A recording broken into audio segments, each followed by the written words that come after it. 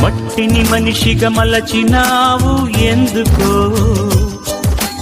మనిషిని మమతతో నింపినావు ఏమిటో, మమతకు మంచిని నేర్పినావు ఎందుకో.